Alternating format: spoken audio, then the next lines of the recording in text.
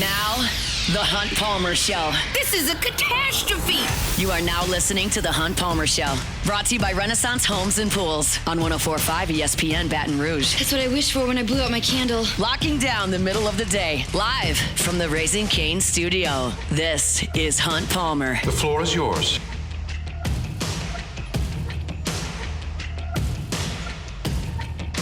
Hour number 2, Wednesday edition of the Hunt Palmer Show, brought to you by Renaissance Homes and Pools, officially working towards the weekend. Got half that work week in the rearview mirror. Appreciate you hanging out with us. Baseball transfer portal is up and running. We'll talk about it in 30 minutes. But right now, we'll go back to our Saints discussion, and it kind of is an NFC South discussion, quite honestly, because the breaking news out of the National Football League today is the contract extension, and a big one, for Drake London of the Atlanta Falcons. London gets a 4-year extension worth $141 million. $100 million of that is guaranteed. Could get up to $150 million in incentives. Talking about the third highest paid wide receiver in the National Football League, the Falcons make that official. And that impacts the Saints very clearly in two ways. One, Drake London plays for the Saints' chief rival. Drake London plays for a team the Saints see twice a year, every year. Drake London plays for a team the Saints are jockeying with for position in the NFC South. So clearly, the Falcons locking him up impacts the Saints in that way. It also impacts the discussions for Chris Olave, because Chris Olave and Drake London are essentially stunt doubles for one another. You look at their draft selection, you look at their career, you look at almost their age, like they are almost identical. Let me give you some statistics.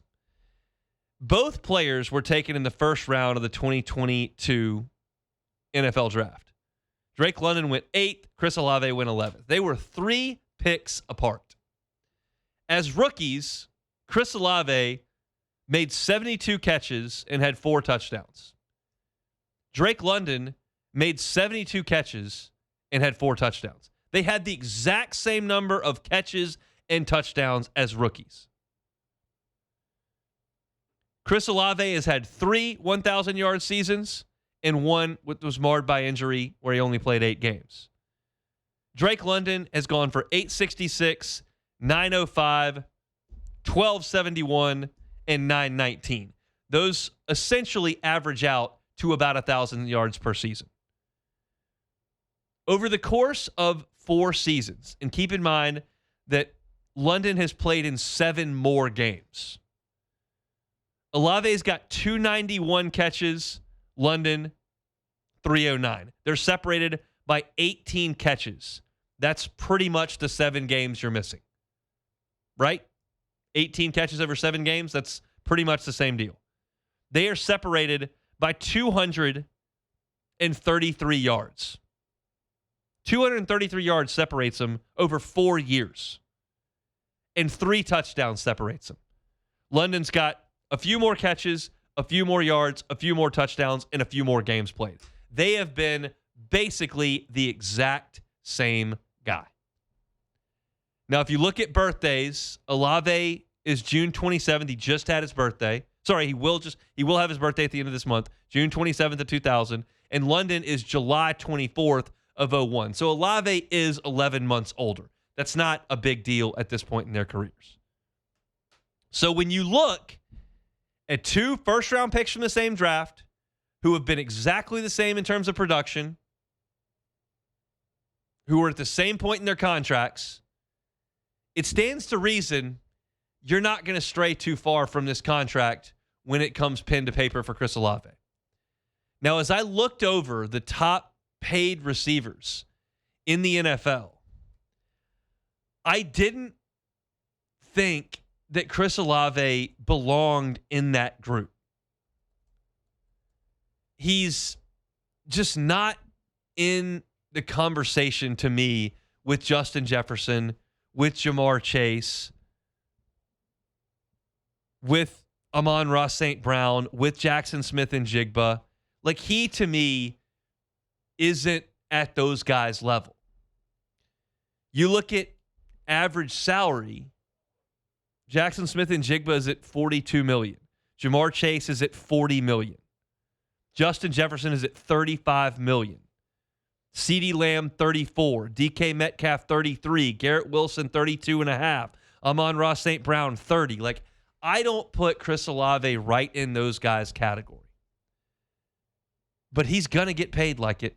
He's going to be a top 5 paid wide receiver in the National Football League. And I don't think that he's in that category.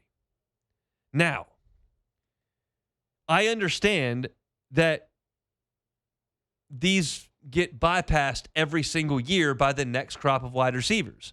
And when you fast forward to the third year of this deal, he'll be down at 10th or 11th. It's just the nature of setting the market. Salary cap goes up, salaries go up. Guys that signed 3 years ago are going to get passed. So it's not to suggest that exactly Jamar Chase and Chris Olave deserve the same amount of cash because they're the same player. No, it's just the timing of the deal. But I do think Chris Olave is a key piece to this offense. And I think what you saw late in the season last year between Olave and Shuck is reason to believe that he can be a 1,000-yard receiver for the next 3 seasons. I don't think that should be a problem. You're talking about a guy who is going to be going into his age 25 season. 25, 26, 27, 28. Okay, that's your prime. That's not over the hill. And as we've talked about time and time again, the Saints do have money to spend. And you need to use that money on key pieces around Tyler Shuck while he's on a cheap deal. The time will come where you've got to pay Shuck. And at that time, Chris Olave will be nearing the end of his deal. And at that time, Chris Olave will not be one of the 5 highest paid receivers in the NFL. But if Drake London, and I'm looking at this on Spotrac, is now the 3rd highest paid receiver in the NFL, just nipping Justin Jefferson in terms of the value of his contract. Justin Jefferson signed for $140 million. Drake London signed for $141 million. Like, Chris Olave is going to be right there because it would be very difficult. The only leg the Saints could stand on to suggest that Chris Olave deserves less money than Drake London is that he got hurt twice. Drake London plays a lot of football. Chris Olave has gotten hurt twice. But when he's on the field, Chris Olave, without elite quarterback play, trust me, not that London has had it, but Olave hadn't had it either, has been better. Their rookie years, Olave had 1,042 yards, London 866. Olave wins. Second year, Olave 1,123, London 905. Olave wins. Last year, 1163, London 919.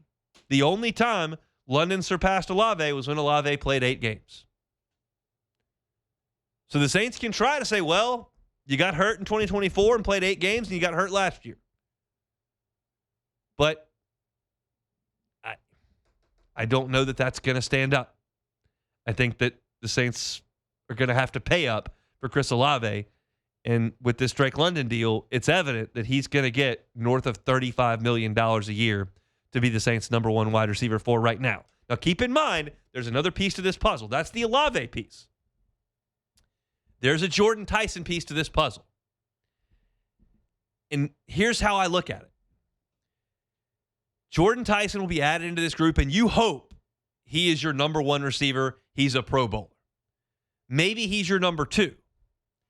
But what you want to do at that point is go, okay, we are paying Olave a huge amount of money. Call it $36 million a year. We'll hypothetically say $36 million a year. But you're getting Tyson on a huge discount. Let's add that together. And that annual value is nowhere near what Cincinnati's paying for T. Higgins at $28.75 and Jamar Chase at $40. They're paying $68 million for their top 2 wide receivers. The Saints are closer to $40. Okay, that starts to make a little more sense. It's not always just about one guy. It is if he gets hurt. If he gets hurt, it's about one guy. But if you're talking about just spreading the money out against the position, Devon Vele's cheap. Jordan Tyson's cheap. Jalen Polk is cheap. So it sounds bad when I'd group Chris Olave in with Jackson Smith and Jigba, Jamar Chase, Justin Jefferson, CeeDee Lamb, Amon-Ra St. Brown, right? That doesn't sound right to you as a Saints fan. But if you just look at it as, okay, we're going to spend X amount on wide receivers. Yeah, Olave commands a huge portion of it. And if he gets hurt, that's a bad deal. But if I look at it as I'm spreading it out over the course of the whole wide receiver core, then it starts to make a little bit more sense. And you can build your defense and you can pay your quarterback very little and you can go get extra running backs and fortify your offensive line and do the things that you've got to do to be a really good team. But today's writing is on the wall. The happiest dude when the ink dried on Drake London's contract was in Metairie. I don't know where Chris Olave is. Maybe he's in Metairie. Maybe he's not. I'm not there. But it's Chris Olave because he's about to make $36 million a year. And you can pretty much take that to the bank, quite literally. How do you feel about that, Jordan? Olave, $36 million a year is what it sounds like it's going to come to. Got to think just north of Drake London. I think that the Saints are the problem in this situation. They should have got this done. They let the Falcons get a one-up on them. Because the Falcons, they're not stupid. They know what they're doing. They knew that if they do it earlier than the Saints are going to have to break the bank a little bit more for Olave because obviously he's going to want to reset the market and get paid. Well, he's not resetting the market, but get paid more than London. So I think the Falcons, this was a win in their book. I can't believe I'm saying that. It's a win in their book for going ahead and getting this done. I think you do need to go ahead and get this done so there's no distractions going into the season, especially the Saints, knowing that their first two games are like the Ravens and the Lions. You kind of want to get the ball rolling. You kind of don't want receiver one. They'll get it done. Yeah, it'll be done before. I bet it gets done before the first preseason game. I hope. Go ahead and get it done. It's already over with. The Falcons then beat you to it. Yeah, and this is the end of the negotiation. Yeah. This is a market league. There's the market. I just read you the stats. They're the same player. They're the same age. They're the same draft class. They're the same production. It's the same. That you can't. It would be ridiculous for Olave to ask for 44. It would be ridiculous for the Saints to counter at 28. This is what it is. It's 35-36. That's it. Sign it. That's it. That's the end of the discussion. So that's what's going to end up happening there in New Orleans. All right, we're chugging along. Brought to you by Renaissance Homes and Pools. They're built by Renaissance.com. That's built by Renaissance.com. Nick Saban was on Capitol Hill today. He spoke for 11 straight minutes on the state of collegiate athletics. I'll give you my opinion on it coming up next. The Hunt Palmer Show. Swing Easy Golf Club in Baton Rouge. SwingEasyGCBR.com is the website. SwingEasyGCBR.com is that website. It's golf season, but it's hot. If you don't want to just go nuts sweating out there, dealing with the afternoon showers, dealing with the elements, well, work on your game at Swing Easy Golf Club. It's a great place to practice. You get a controlled environment on the mat. It's got great technology. You can see once you strike the golf ball what that club head speed is, what your carry distance is. You see the trajectory of the shot on the simulator. You can see your spin numbers as well. You get a great slow motion replay of your club face at impact, see where the ball is struck. Whether you're a scratch player or you're a beginner, it's all very, very helpful to look at. And you can do it in a private bay right there at Swing Easy Golf Club, especially if you're a member. Get membership options. You can be an individual member. Your corporate business can get a membership as well. So go by and work on your game at Swing Easy Golf Club. You can do it before work. You can do it at lunch, not get wringing wet with sweat. You can do it after work as well. It's Swing Easy Golf Club in Baton Rouge. They're on Segan at Perkins. You can find them online at swingeasygcbr.com. This is the Hunt Palmer Show, brought to you by Renaissance Homes and Pools.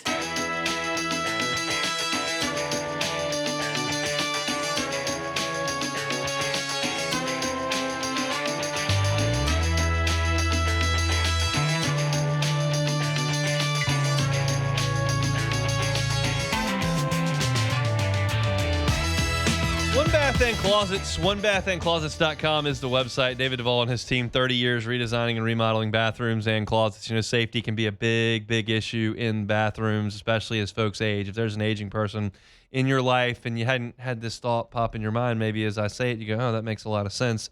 Bathroom can be dangerous. You can't eliminate that risk. But what you can do is try to mitigate against that risk.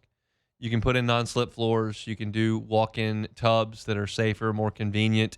You can do showers with benches in them, guardrails around slippery areas. These could be difference makers in the bathroom as folks age. So if there's someone in your life that you think might have a need for that, talk to David. Go to onebathandclosets.com, request that free consultation, and talk to him about what you are looking for. He's happy to help. They do that kind of stuff all the time. It's One Bath and Closets. Find them online, onebathandclosets.com.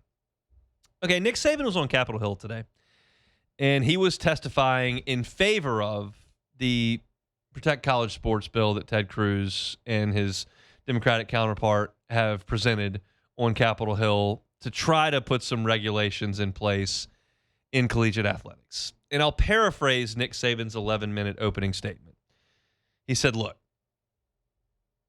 you got situations here where you've got folks transferring for money, and they're going from business degrees to general studies just because that school doesn't have a business school. So now they've compromised their education, and then maybe they don't graduate because they've gone to 3 schools at one in 4 years, and then they try to make it in the NFL, and they haven't graduated.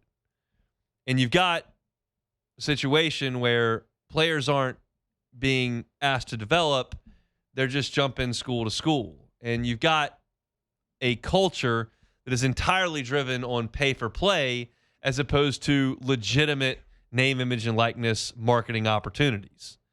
And you've got conferences that are broken, and you've got all the athletic programs outside of football and men's basketball that are taking on water and that are losing money and that are getting cut. And all this is very, very, very bad. And look, I agree with a lot of the things that Nick Saban said on Capitol Hill today. I also don't believe you're going to be able to put the toothpaste back in the tube here. And some of that, I believe, is detrimental to collegiate athletics. Some of it is to be determined. But what I've learned in following this as I have, and it's not my favorite thing to do, but of course it is part of the job, so I take it very seriously. Money is going to rule the day. Unconstitutionally, collegiate athletics was on pretty good footing for a long time. Now, you may suggest that the collegiate student athletes were being taken advantage of and that they were being exploited and that everybody else is getting rich, and that's not good. And I can't disagree with that. Like, the student athletes were the ones out there playing. They're the ones out there getting hurt. They were the ones out there practicing and studying and laying it on the line, and there were billions of dollars being exchanged between a lot of really rich people. And they weren't getting a lot of it. Some were getting under the table, but they weren't getting a lot of it. But the conferences were stable. The programs were stable in terms of the tennis programs and the golf programs and the women's basketball programs and the gymnastics programs. That was all stable. The conferences were pretty stable. And then the almighty dollar finally broke free thanks to the Supreme Court, which said, hey, this whole thing you're doing here, you can't do that. And we haven't caught up since. We haven't caught up. The dollar has just outpaced everybody. And it's blown up conferences. It has blown up programs. It's gotten schools in programs cut. It's created a culture of massive transfers where academics have been shoved to the side. And it's not any less compelling when they play on the field. I told you that when I sat here after I went to the Sugar Bowl. It's hard for me to pry myself away from LSU. I want the Tigers to win. I'm covering the game. I'm locked in all that. I can't really enjoy what is college athletics when LSU is locked in a competition. That's all I care about. But as I did watching the regionals this past weekend, and I will this weekend with the super regionals, when they get on the field, it's damn good. And I believe we will get this on the rails. It's not right now. The mass transfers, the quarterbacks suing their own school, the empty rosters, the pay for play, the boosters writing checks, this clearinghouse trying to make things happen, the tampering, all this stuff is out of control. Not compromising the product on the field. It's not. It is not. The only thing that it's doing, if you're one of the rich people cutting the checks, it's draining bank accounts. And if you feel a way about it when you look at it on the internet and see things that are happening, you can get a little queasy about it. But I just don't know. I personally don't know a single person. I'm not suggesting they don't exist. I don't know a single person who is not going to go to the LSU Clemson game or is not going to watch LSU Clemson or who did not go to Omaha last year because of NIL and the transfer portal. I don't know one.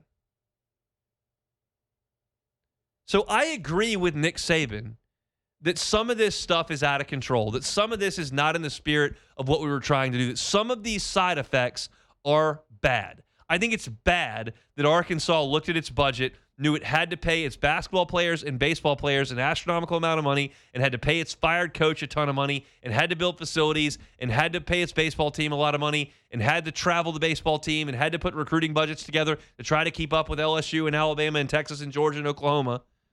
And they looked at their men's and women's tennis programs and went, we're cutting you.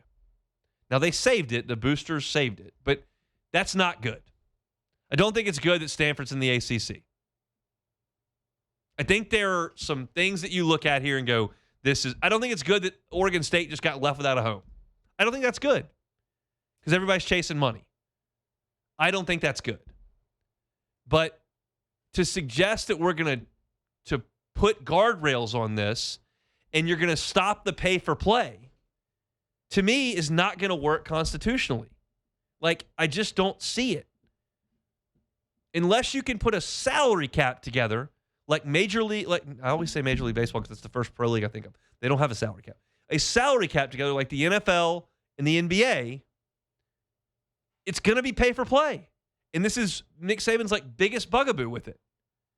You don't want pay for play. You don't want pay for, it is going to be pay for play unless there is a salary cap put in place that restricts spending. And oh, by the way, the Clippers circumvented that with a fake tree company. So, like, you're not going to fix all this stuff. The transfer portal, I think, can be cleaned up. I think it can be cleaned up. I don't think it's unconstitutional to make players sit out if they transfer. There are non-competes in other businesses. There are contracts in other leagues. This is not something that is completely unconstitutional. It's unconstitutional to tell people they can't get paid for their name. They can't get paid for their picture. That's why that's never going to be changed.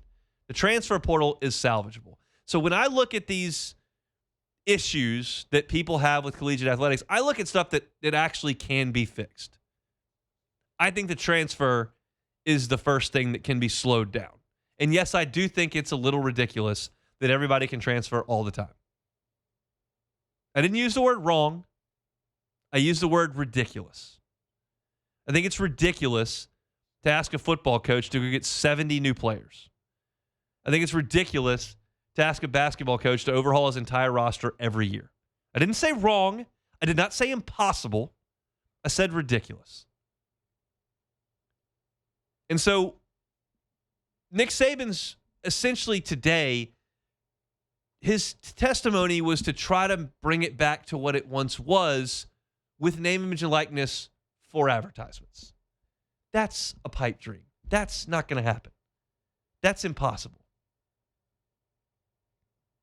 I think they're in good faith putting this bill together. I really do. I think that Ted Cruz, Cantwell on the left, I think they had reasonably good intentions. And I don't say that about a lot of politicians a lot of times. But I also don't believe they're going to be able to undo these wholesale changes, especially when it comes to the dollars and cents. And the portal is not really the dollars and cents. You can suggest you're not letting me transfer and create an open market for myself, but I look at the other leagues and they do that. You sign contracts or you just suffer punishments. You can go to Ohio State for $6 million, but if it's your second transfer, you got to sit. And if they're willing to pay you $6 million to sit, fine. That's not unconstitutional. But you're not going to be able to stop the flow of money in my estimation. It's a complicated issue. And I will sit here when I go through an LSU baseball weekend or when I go through LSU baseball's metrics for hosting, or when I look at LSU's run game statistics, and I will speak with a confidence in what I'm telling you. In this situation, it's not as much confidence as it is an observation and an opinion based on what may happen in the future. I don't speak with a ton of confidence. I do speak with conviction when I say I just don't think what Nick Saban would like to happen is reasonable. You've got to adjust where we are now, not attempt to revert back to what we once were. The first part of that's the easiest is the transfer situation. The money, the NIL, the collectives, all that with the rev share, that's going to be something that's going to have to evolve over time. And my sincere hope is that, as Kirby Smart said, it doesn't destroy everybody else. Because a system that is paying football and basketball players on the men's side so much that every other sport on campus dissolves is not a positive. It's not just or right. It's counterproductive. We'll see what happens. If you want to listen to Nick Saban's testimony, I suggest you go do it. It's just 11 minutes on that opening statement. But it's a bunch of folks that are attempting to put toothpaste back in a tube that got stepped on 5 or 6 years ago, and that toothpaste ain't going back in. Our Wednesday shows are brought to you by Renaissance Homes and Pools. They're online at builtbyrenaissance.com. Take a time out. We will come back. Baseball transfer portal. One LSU potential target has committed elsewhere. Plus, LSU had a visitor yesterday, and we have some names that they're looking at. We'll talk about all that next. The Hunt Palmer Show. Love telling you about my friends at Fabry Chevrolet GMC. They're online at FabryChevrolet.com. That's FabryChevrolet.com. Great deals in the month of June. If you're looking for a truck, they got them. 2026 Chevy Silverado, 0% APR financing now for 36 months if you get there in June. 36 months plus 2026 GMC Sierra 1500. They're at 2.9 APR financing for 72 months now until the end of June. Look, Chevy Trailblazer, Chevy Trax, as low as $30,000 if you're looking for one of those. The entire inventory is online at FabryChevrolet.com. That's FabryChevrolet.com. Go by and see them, Highway 61 in St. Francisville. Great customer service, great service after the sale, wonderful inventory and amazing deals. It's Fabry Chevrolet, online at FabryChevrolet.com. This is the Hunt Palmer Show, brought to you by Renaissance Homes and Pools.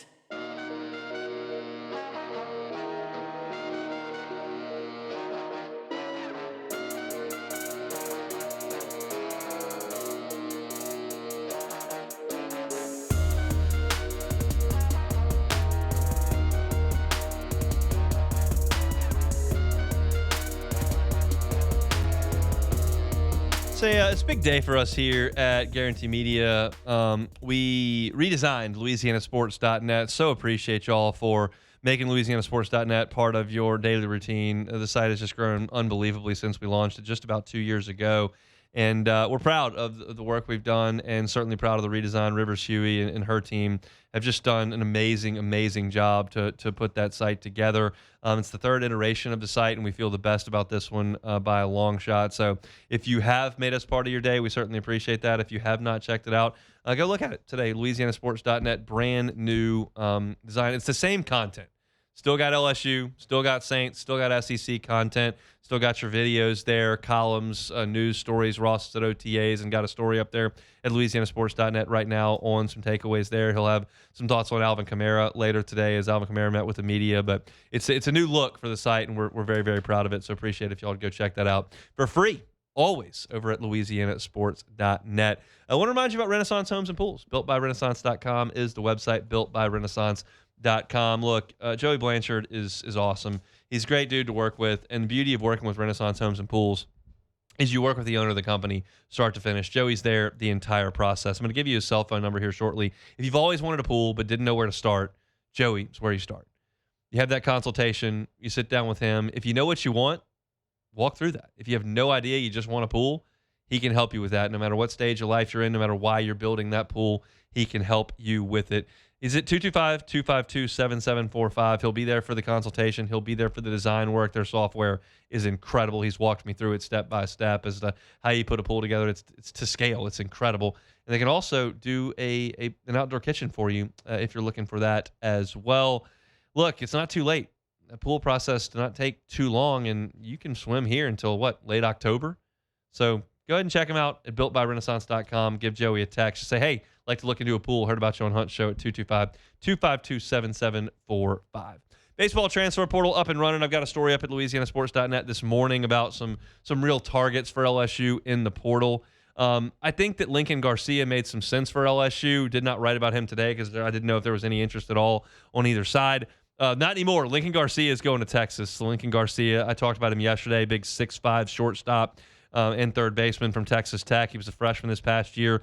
Had a really good year with the bat, solid year with the glove, and he'll be headed to Austin next year to play for the Longhorns. I figured that that it was going to be a big price tag on Lincoln Garcia. If you leave Texas Tech and you've had that kind of success, there's going to be a big price tag associated, and obviously that's going to be the case. Texas is going to pay that, and as you look at it, I do kind of look at the transfer portal as baseball free agency.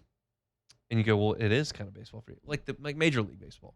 Clearly, Texas A&M, Mississippi State even are going to have more money to spend. They are the Yankees, the Red Sox. I won't even throw the Dodgers out there, the Padres, the teams that spend at the top of the market. But there are other teams right there below them. You're talking about the Cubs. You're talking about the Braves. You're talking about the Phillies. And that's kind of where LSU sits in the weeds right there, right below that. And every time one of those big hitters goes to the top of the market, which I think Lincoln Garcia was probably right at the top of the market, it does cut into that salary pool a little bit. And if it's a weak portal class, that hurts. If it's a deep portal class, well, all of a sudden, you've now got more options that maybe Texas doesn't quite have the funds to go get if they spend at the top of the market. And that may be the case. And I think there are still some names out there that LSU is very clearly courting. I mentioned yesterday Brody Trosclair from Northwestern State. He visited campus yesterday. I did get confirmation from a source that outside of LSU that Trosclair had elbow surgery. And I mentioned it yesterday, and I was like, I'm not sure what it was. He had the brace surgery, and this is something I learned about this morning. There's two ways to repair a UCL. If it's torn, you got to have Tommy John. Tommy John takes a ligament from another place in your body, oftentimes the hamstring, and puts it where the UCL went and just put a new ligament in there. The brace is repairing the current UCL. It's torn, but it's just damaged. And so you go in and you repair it with that brace, and the recovery is a lot quicker. Trosclair expects to pitch next season. He had elbow surgery in April. So that tells you it's not a full Tommy John. It's an elbow procedure, but it's not full-blown Tommy John. He's going to take visits. Trosclair's going to go see some other teams in the Southeastern Conference, but LSU is throwing its hat in the ring for him. Talked about Jason Walks yesterday as well. He's from South Florida. I would expect the Tulane transfer who hit .331 over 2 seasons with Tulane, hit 11 homers, 35 doubles, played corner outfield for Tulane, was their best hitter, hit a home run at the box against LSU. He's a South Florida native. He's from Broward County down there in South Florida. I expect him to visit Miami. I expect him to visit Florida. I expect him to visit Florida State, go see the home state schools. But LSU is in the mix there as well. I mentioned Ty Konis from Maryland yesterday. That is an all-Big Ten freshman team player who I think LSU is in play for as well. He makes a lot of sense because he's a young player as a freshman. He got on base a ton. He walked 46 times this past year, and he played good defense. And I liked the fact that against UCLA, Konis was 4 for 10. Against USC, he had 3 more hits. He's not a star, but I don't think LSU's looking for all stars in the portal. They're looking for some role players to hope that Aaron Beatty and Cerna and Braun and some of those guys are stars. I expect him to add a frontline bat. Konis would not be that, but I think he makes some sense at that spot. But LSU is very much in play right now, hosting visitors. we have reached that point of the week. When you have those conversations on Monday morning when the portal opens, hey, want to get you to visit. Let's book you a flight. I'll let your mom and dad get things in order. Come on Wednesday. Come on Thursday. Come on Friday. We're there. Trosclair got to Baton Rouge quickly. He could drive. Now you're talking about national players, whether it's Mikey Bell from Gonzaga, who's got to come across the country, Conis from Maryland across the country, pitchers that they are very likely to be on, like Gonzaga's ace. These are guys that can now get on a plane and visit Baton Rouge. I would expect you see that very soon. I would expect you see some social media stuff start to leak out. Commitments are tough to come by early in the process unless you really blow somebody away. And obviously, Lincoln Garcia got blown away by Texas and was like, this is where I want to be. This is the spot. But a lot of folks are going to take multiple visits. You drive that bidding war up. You take multiple visits. How do you drive that price up? You go visit State, too. You go visit Georgia, too. You go visit Vanderbilt. You drive that price up. And so one visit commitment is not always going to happen. Sometimes maybe it does for the local guys, but not always going to happen. Certainly didn't yesterday as LSU got that visit from Trosclair. So Jay Johnson's hard at work. Nate Yeski's hard at work. Mark Wanaka, Jamie Tutko, Josh Jordan, they're all very hard at work. And they will get this right, but it's taking a little bit of time. And I can tell you now, they're full speed ahead hosting visitors daily. And I would expect this weekend, I sit here on Wednesday afternoon, I think this weekend you'll have a commitment or two.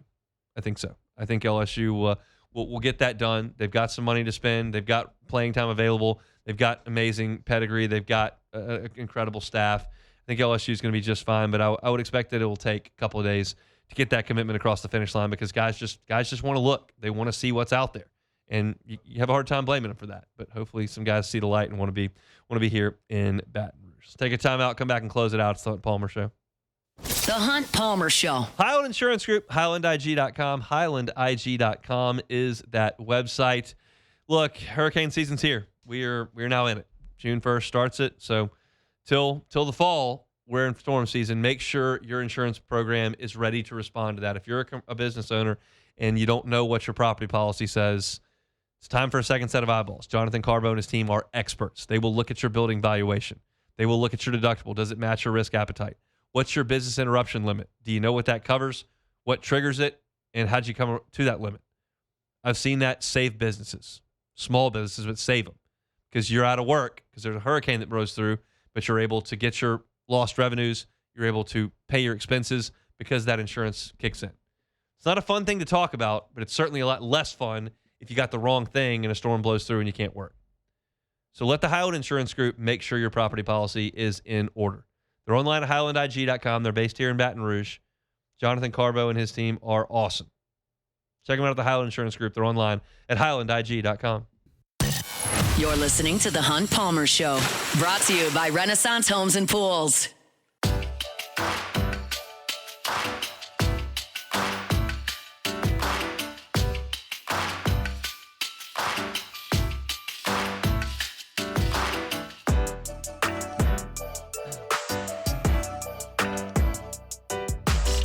Officially working towards the weekend. Wednesday edition of the Hunt Palmer Show. Just got a couple minutes left here to play a little bit of Take It or Leave It, and that's really all we've got left to do, so let's do it. Take it or leave it. Take it or leave it. Take it or leave it. Today's hottest stories in sports, news, and sometimes even Hunt's life. The question is, will he take them or leave them? All right, so after the New England Patriots acquired star receiver A.J. Brown from the Philadelphia Eagles, it sounds like another wide receiver is hoping for a new home. So according to Adam Schefter, he reported that the Patriots wide receiver Kayshon Boutte is interested in becoming, well, I say interested. He's interested in being traded this offseason. Boutte is entering his final year of his rookie contract and is likely hoping for a new home for himself as he's an unrestricted free agent in 2027. So will Kayshon be on a new team by week 1? Take it or leave it. I'll leave that. Leave it alone. I wouldn't rule it out, but why wouldn't they want? I mean, he had a good year last year. They bring in another option for Drake May. He didn't have the best receiving options at the end of the year last year. They got crushed in the Super Bowl. So I would suggest that they should keep him, and then you're gonna lose him to free agency, but you would figure that you're making a deal for A.J. Brown to be really good this year. Why would you subtract from your receiving core that you just added to? I wouldn't think that would be a good idea. I know it'd be crazy to see because you thought he was coming along at the very end of the season, well, the whole year pretty much. And then they get A.J. Brown, so it's like kind of gets pushed to the side a little bit. Like, all right, well. Kayshawn had such a weird career at LSU. Just real weird. Real good, and changed to number 7 and was real bad. Not great. And then he showed up against Georgia in the SEC championship game, made that sick play. Like, whatever. I don't know. All right, so the NYPD announced today that they have lifted the ban on watch parties outside of the Madison Square Garden. As the start of the NBA Finals is tonight. So is New York ready to burn to the ground? Take it or leave it? I'll take it. I'm in for this. I like Goliaths in sports to an extent, especially when Goliath hadn't showed up in a while. And like the Knicks, I mean, the Lakers and Celtics have a more decorated history by a billion miles, but like the Knicks are right there in that discussion if you just want to look at like brands and arena and just history and just like legacy and fan base and passion. Like the Knicks fans, I don't know they ever like completely lost their passion. They just had a crappy basketball team for 25 years. Now they're back. They're into it. I got one Knicks fan acquaintance who grew up there and lives there now, and he sent the kids to school in Knicks gear today. I got that. I saw that on the old Instagram today. So they're fired up in Manhattan. I'm fired up for them because seeing the Knicks, even though I can't put the Pelicans and the Knicks in the same conversation, but just seeing that a fan base being at the bottom and finally getting there, maybe potentially, it doesn't rule it out for me. Like, you know what? Not today, Jordan. Just keep living. You might see it one day. You might see it one Madison day. Square Garden, the Smoothie King Center. Not even, I mean, come on, man. Who are our celebrities? The Suicide Boys? We don't even.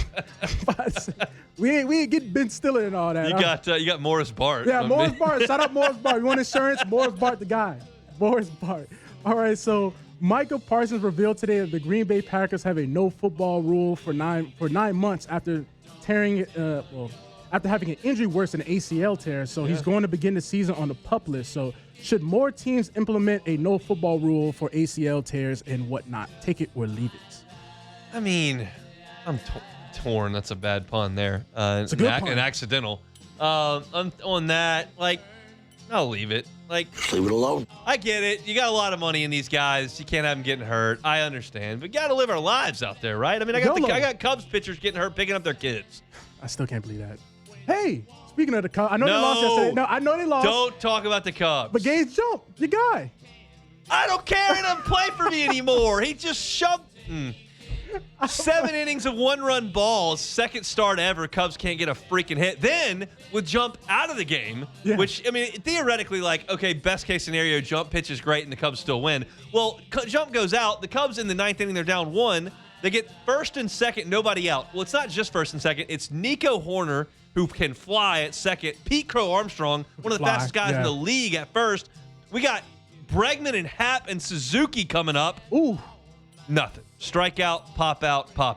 Oh, my. Nothing. Cubs are in big trouble. Big trouble? Well, injuries, you know. Get healthy. They're not getting healthy, and one of them's out for the year, and the other one might be out for the year. So it's not good. Oh, it's not good. Well, I hate to say it, but that's it for take it or leave it. You know, I know we didn't want to talk about the Cubs. Didn't I say that there's no chance the Brewers can beat us? I said that on this show. Oh, you did, Hunt, matter of fact. Okay. Yeah, you did. Trust me. Here we go. Oh, yeah. Give me a second, everybody. We got to pull this up because I made sure to keep receipts about this. Had to keep receipts about I'm excited about this. Here we go. When was this? Hunt saying the Cubs will win. Here we go. Let's hear this one. Got 2 of them, Hunt. Oh, God. Let's see what this one is. Turn this up. And the Brewers have a way of making me look like a fool because they never have anybody good. They win the division every year. It's not going to happen this year. We're better. We're just significantly better. We're going to beat the Brewers. Okay. All right. Hey, somebody clip that right now. Hunt saying it on January 13th. By the way, you're the producer. You can clip it. That's called assigning yourself work. January 13th, huh? That's nasty, Hunt. That's 5 months ago. 5 months. Cubs are 1,000 games behind. The Brewers have Mizorowski, who nobody can hit. Kyle Harrison, who nobody can hit. Bryce Terang's clubbing everything everywhere. Brutal. We're probably in last. Last time I checked, we're in 4th. It's a disaster. Everyone got hurt at one time in the first 4 months. And LSU baseball destroyed me, destroyed June, and the Cubs can't even get to June. Yeah, no, it is bad.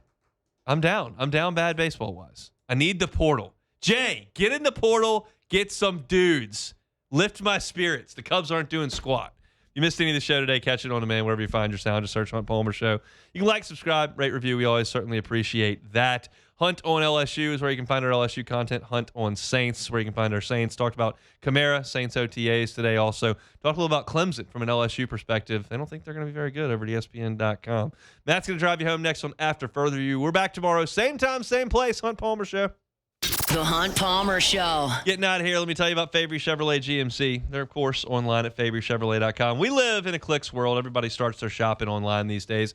You can do that with cars, too. You can do it at Fabry Chevrolet GMC. The entire inventory is online there at FabryChevrolet.com. Whether you're looking for a new vehicle, pre-owned vehicle, it's all there. You can sort by price. You can sort by make and model. You can sort by mileage. All that is right there at your fingertips, and you can see if they've got what you're looking for. Got a hunch? They probably do. And at that point, you can head on up to St. Francisville on Highway 61 and see them. The Fabry family has been in business 35 years here in Baton Rouge. They've got 3 locations, 5 brands, and they've built that brand based on wonderful customer service. You're going to get that at Fabry Chevrolet GMC. Everybody's had a bad experience at a car dealership. That's not going to happen at Fabry Chevrolet GMC. Check them out online, FabryChevrolet.com. Go see them, Highway 61 in St. Francisville. Looking for a new ride? I can't recommend them enough. It's Fabry Chevrolet GMC.